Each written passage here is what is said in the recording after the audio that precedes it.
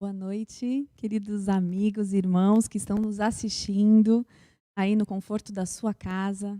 É um prazer imenso estar aqui para poder falar com vocês sobre o que Deus quer que nós possamos relembrar ou, quem sabe, aprender nesta noite. Muitos que me ouvem falar sempre sabem, quando vem um chamado, sempre me coloco dos joelhos e falo: Senhor, o que o Senhor quer apresentar para os teus irmãos?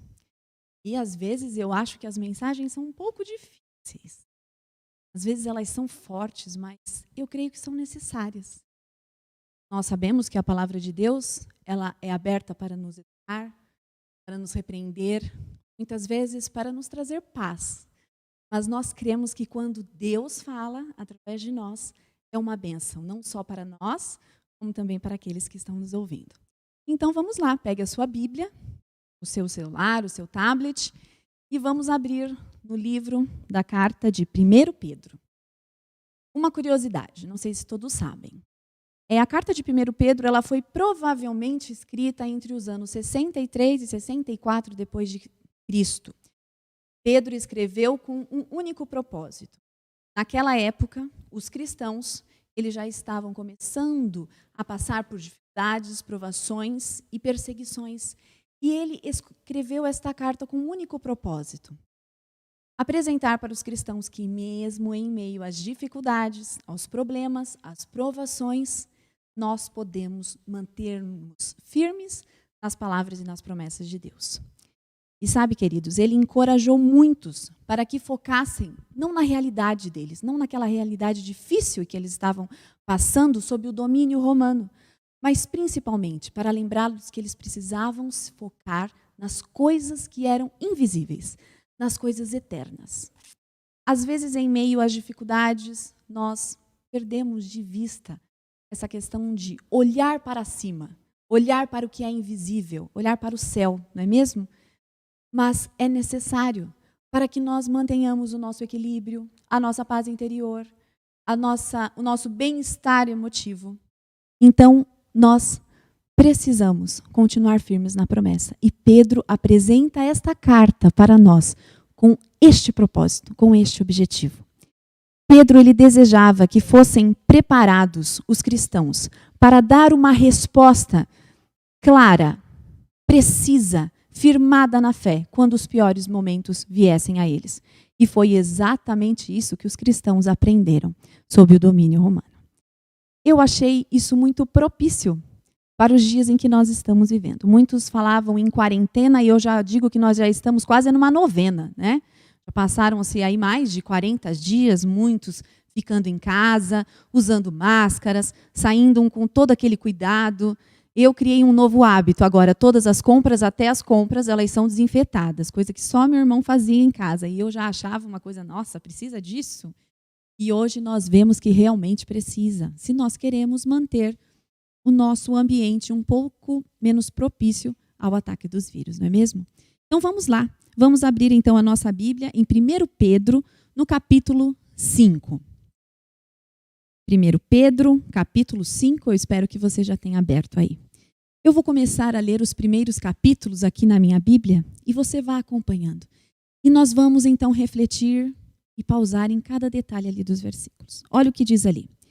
Rogo, pois, aos presbíteros que há entre vós, porque eu, presbítero como eles e testemunha dos sofrimentos de Cristo e ainda coparticipante da glória que há de ser revelada, pastoreai o rebanho de Deus, quer nem por sorte da ganância, mas de boa vontade, nem como dominadores dos que vos foram confiados, antes tornando-vos modelos do rebanho. Ora, logo que o Supremo Pastor se manifestar, recebereis a incrível coroa da glória. Vamos parar aqui um pouquinho. Queridos, esse início desse capítulo é um chamado aos presbíteros, aos pastores. Eu não sei qual é a sua realidade dentro da nossa comunidade cristã ou até mesmo dentro da sua comunidade, que pode ser diferente da minha. Qual é o papel de um presbítero? Ou melhor, vamos melhorar isso. Qual é o papel de um pastor? Se você for para o dicionário e procurar o que significa a palavra presbítero, ou até mesmo bispo, em algumas versões da palavra de Deus também aparece, ou quem sabe mesmo pastor. Sabe o que significa? Algo me chamou muito a atenção, porque eu fui no dicionário. Não no dicionário Aurélio, que era da minha época, mas eu fui no Google. E sabe o que o Google me apresenta como pastor? Líder espiritual. Alguém que chefia as pessoas, levando-os a compreender a palavra de Deus. Então, dentro dessa perspectiva, se você é um líder de departamento, se você tem uma influência espiritual, seja para os seus amigos, para os seus familiares, para os seus vizinhos, essa palavra já se encaixa para você. E Pedro exorta para que nós cuidemos do rebanho. Essa é a função de um pastor. Vocês já pararam para pensar e analisar um pouquinho sobre a história de Davi? Davi era um pastor de ovelhas. E o que ele fazia com as suas ovelhas? Ele cuidava. Algo me chama muita atenção na história dele, porque ele defendia as suas ovelhas também. Nós também somos chamados a defender as ovelhas do rebanho do Senhor. Alimentar, guiar, orar por elas, intercedendo e proteger. Quando eu penso na palavra proteção, se nós tivermos que proteger os que são do rebanho do Senhor, me vem na mente que Davi matava ursos e leões para proteger as ovelhas. Talvez você, como um líder espiritual, precise matar leões e ursos que estejam querendo devorar alguma ovelha do rebanho de Deus. Sabe, queridos, um líder espiritual também, ele ensina com respeito, com estima. Não é isso que fala a nossa palavra de Deus? E quando ele não deve ser ganancioso, ele não deve ser dominador, ele não deve agir com constrangimento através de suas palavras ou de suas atitudes. Pelo contrário, ele precisa ser espontâneo, ele precisa ter boa vontade e, principalmente, ele precisa ser um exemplo de serviço. Ser como Jesus foi aqui, enquanto esteve conosco. E às vezes, queridos, algo acontece que nós presenciamos, às vezes nos sentimos frustrados e tristes quando um líder espiritual nosso, ele acaba caindo. Sabemos que todos nós somos pecadores, sabemos que todos nós estamos todos os dias frente a tentações e provações, mas a influência que nós temos sobre o rebanho do Senhor, naquele que nós temos, quem sabe, até um cuidado especial, isso deve fazer com que nós possamos refletir sobre as nossas ações, a nossa conduta. E não é só uma conduta de aparência, mas uma conduta no dia a dia. Como será que nós somos, sendo líderes espirituais, no nosso trabalho, até mesmo dentro da igreja, dentro da nossa família? Qual é a nossa atitude? Pedro adverte para que nós possamos ver como Jesus, seguindo o exemplo de Jesus. Sabe qual é o prêmio se nós fizermos isso? Ele disse lá no finalzinho do verso 4, a coroa da glória. Quando Jesus Cristo voltar, para aqueles que tiveram uma boa conduta e seguiram a palavra de Deus em todo o seu procedimento de vida, Deus terá o prazer de entregar a coroa da glória para cada um de nós. Então, queridos, aqui fica um pedido e um apelo e uma exortação de Pedro. Que nós possamos refletir na palavra de Deus e que aquilo que nós dissermos seja exatamente o que nós fazemos. Porque se a nossa palavra também for vazia, de nada vai adiantar. Se os nossos atos forem fúteis, nulos, de nada vai adiantar tudo que vivermos aqui. Jesus mesmo fala, né? Que era melhor que fôssemos como os outros, vivendo como o mundo vive, de acordo com as concupiscências da carne, não é assim que nós encontramos na palavra, do que sermos falsos presbíteros, falsos pastores, falsos líderes espirituais do rebanho de Deus. Seguindo em frente a nossa leitura, vamos lá, 1 Pedro capítulo 5, a partir do versículo 5, ele vai falar para uma classe muito específica.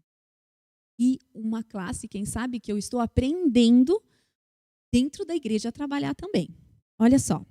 Vamos ler juntos. 1 Pedro capítulo 5, versículo 5. Rogo igualmente aos jovens, Sede submissos aos que são mais velhos. Outro sim, no trato de uns com os outros, cingi-vos todos de humildade, porque Deus resiste aos soberbos, contudo aos humildes concede a sua graça. Humilhai-vos perante sobre a poderosa mão de Deus, para que ele em tempo oportuno vos exalte, lançando sobre ele toda a vossa ansiedade, porque ele tem cuidado de vós. E sede sóbrios, vigilantes. O diabo, vosso adversário, anda em derredor como leão que ruge procurando alguém para devorar. Mas resisti-lhes firmes na fé, certos de que sofrimentos iguais estão tendo também cumprido em vossa irmandade espalhada pelo mundo. Queridos, eu fui pesquisar sobre o que eles consideram, qual é a idade do desenvolvimento social, os jovens. E olha só, o ECA, que é o Estatuto da Criança e do Adolescente, eles têm a idade de 15 a 29 anos, e de acordo com a tendência internacional também, classificadas como jovens. Os adolescentes, eles estão entre os 12 e os 18 anos. Mas dentro dessa classe de jovens, aí uma subdivisão de idades também. Olha lá, os adolescentes jovens, eles estão entre os 15 e os 17 anos. Os jovens, eles estão entre os 18 a 24 anos. E os jovens adultos são aqueles que têm entre 25 a 29 anos. Eu sou uma adulta jovem, pela idade que eu tenho, né? Já deixei aí de ser... Mas, vamos lá. Eu quero também que vocês que são juvenis da minha classe, prestem atenção. Porque Pedro traz algo que é muito importante para os nossos dias. Nós temos aí uma tendência de que há várias teorias sobre verdade, sobre criação, sobre o que é fé, sobre o que a igreja acredita ou não, sobre os mandamentos, se mudaram, se continuam os mesmos, o que pode ser aceito, o que pode ser feito, o que não pode. Na dúvida, vá até a palavra. A palavra de Deus é esclarecedora. Às vezes ela puxa um pouquinho a orelha, às vezes ela dá um tapinha, mas ela tem um único propósito. É o céu. Você não pode ter dúvida disso. Olha lá, queridos, ele chama a atenção. Sejam submissos aos velhos. E eu gostaria de compartilhar com vocês sobre o que o Google fala sobre submissão. Muitas vezes nós vemos a palavra submissão quando nós ouvimos palestras sobre relacionamento de homem e mulher, que as mulheres ser submissas. Mas o que seria um jovem ser submisso ao ancião ou aos mais velhos? Olha só o que diz o Google. Deixei meu celular aqui aberto.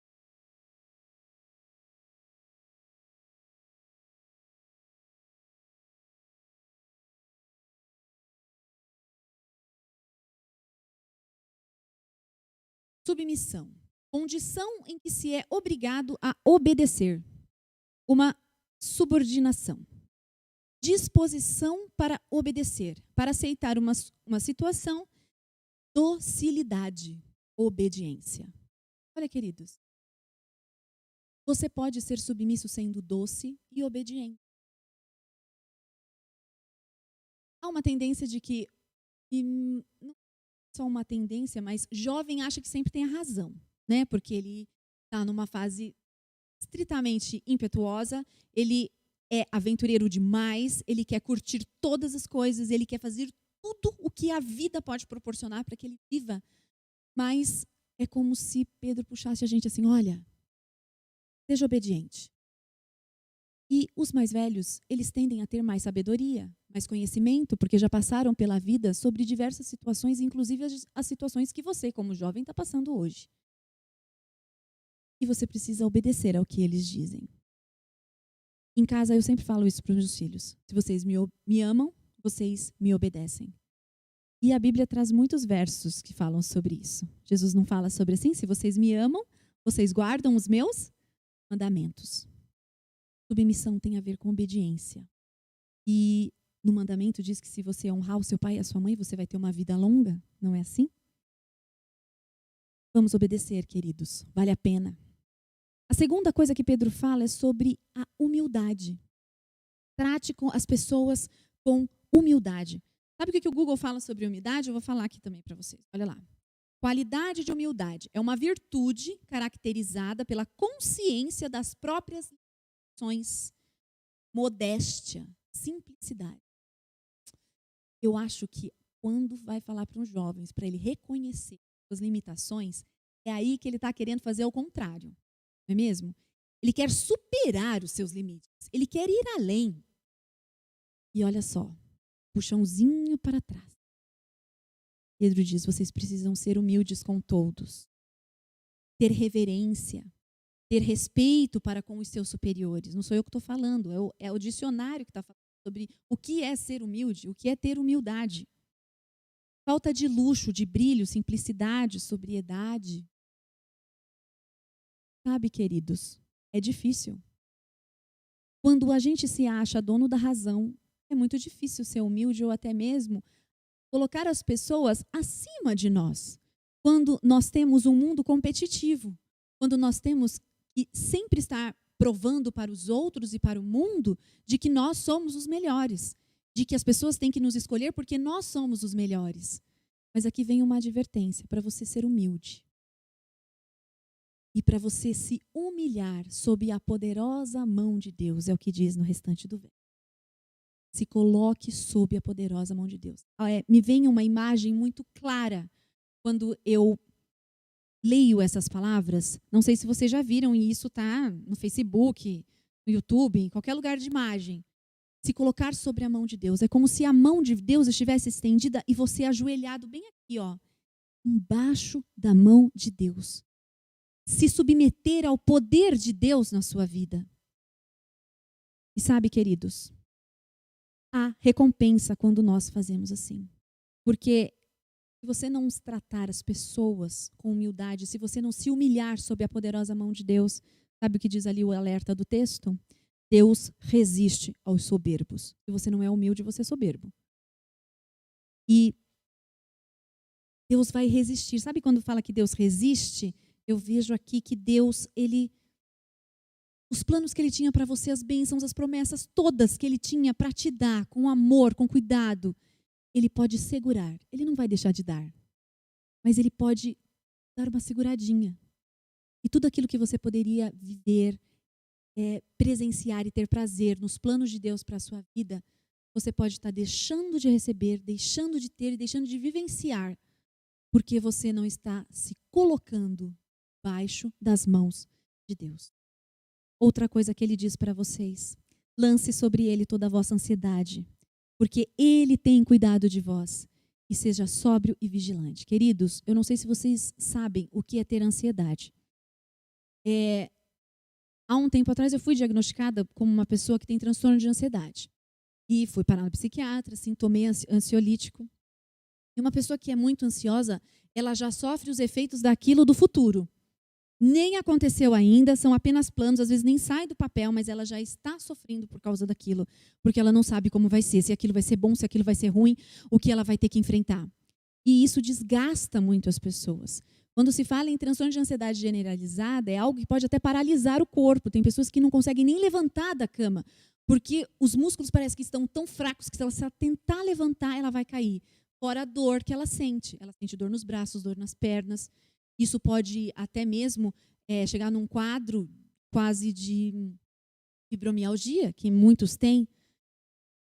Então, queridos, Deus fala assim para você como jovem, como juvenil, e até como adulto, coloque a sua ansiedade sob o meu altar, porque eu cuido de você. Você não precisa ter medo. Você não precisa antecipar, quem sabe, um sofrimento, uma dor que talvez você tenha que passar. Mas Deus vai estar ali com você. Seja sóbrio e vigilante. Vocês sabem o que é manter uma mente sóbria e vigilante? Sabe o que diz lá o Google? Eu vou ler para vocês, porque eu gosto de ler definições de palavras, porque às vezes esquece do que ela... Você estar sóbrio é você estar contido no comer, ser contido no comer, no beber, não amante ou dependente de bebidas alcoólicas, não se encontra sob o efeito de qualquer tipo de intoxicação, mas é marcado por temperança, equilíbrio, moderação, seriedade, contido nas emoções e nos caprichos. Só. Queridos, não é só a bebida e a comida que embriaga a mente. Aí vem um chamado e uma atenção para tudo aquilo que você coloca dentro da sua cabeça e traz para você como um hábito de vida. Isso pode embriagar a sua mente. Isso pode fazer com que você perca o equilíbrio, perca a temperança e perca a fé também. Então, quando Jesus fala para a gente, olha, através ali de Pedro, da carta de Pedro, seja sóbrio, seja vigilante, é para você estar atento. Para você falar, opa, peraí, isso aqui vai me fazer bem ou vai fazer mal? Precisamos buscar o discernimento, querido, sobre o que é certo e sobre o que é errado. E não é vergonha saber, não sei se isso é certo ou errado, porque na dúvida, volte à palavra de Deus. Ela vai esclarecer. Vá atrás do espírito de profecia. Ele também vai esclarecer para você. Você tem todas as ferramentas à sua disposição para que você tenha uma fé firme, uma fé não vacilante. E, queridos, sabe o prêmio, querido jovem, no final de tudo isso, Deus vai te aperfeiçoar, Deus vai te firmar, fortificar e fundamentar. Sabe o que esses 4 verbos significam? Vai ser a vivência da experiência daquele homem que não construiu a sua casa sobre as areias da praia, mas ele escolheu construir a sua casa sobre a rocha firme que é Jesus. E sabe o que é ter segurança na rocha firme que é Jesus? É não temer nada, é confiar nas promessas que todos os dias Ele vai trazer só bênçãos para a sua vida. Sabe, queridos, às vezes nós precisamos ter aquilo que é prático na nossa vida. Nós somos como pipetas de ouro na mão de Jesus. E sabe do que Ele quer nos transformar?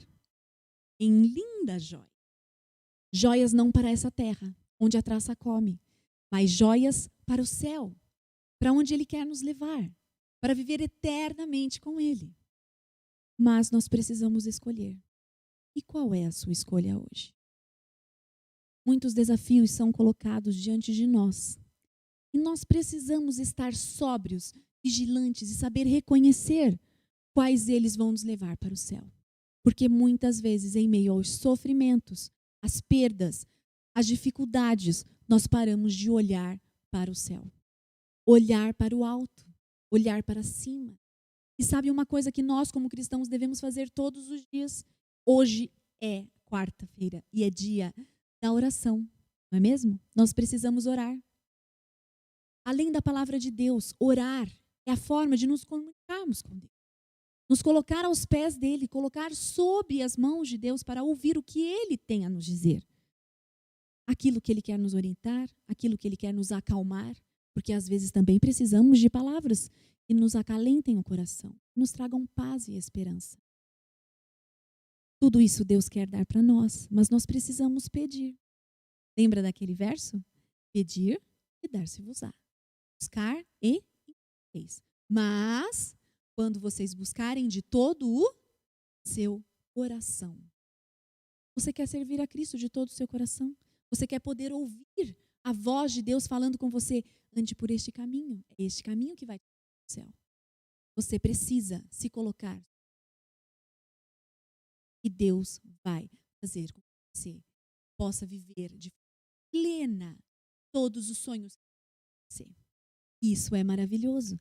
E o último versinho, ele fala justamente sobre o prêmio, se nós escolhermos viver com ele. Olha lá, 1 Pedro 5,10. Ora, o Deus de toda graça, que em Cristo vos chamou a sua eterna glória, depois de terdes sofrido por um pouco, Ele mesmo vos há de aperfeiçoar, firmar, fortificar e fundamentar.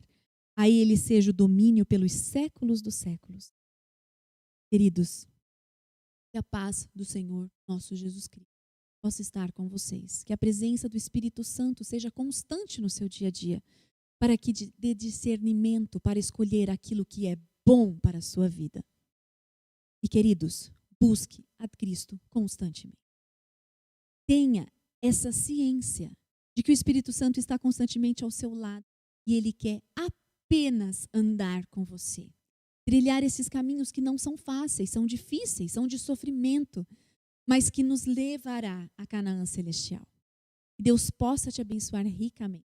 Que você possa abrir o seu coração, seu lar, a sua vida, para a influência fortificadora, firmadora, apoiadora do Espírito Santo na sua vida. Deus te abençoe, que você tenha um restante de semana abençoado na companhia do nosso Senhor Jesus Cristo. E agora, para encerrar então nós vamos cantar um hino que tem o título Deus nos ouvirá. Ele é do DVD Pequenos Grupos 2010. Vamos cantar todos? Que isso seja uma realidade na sua vida.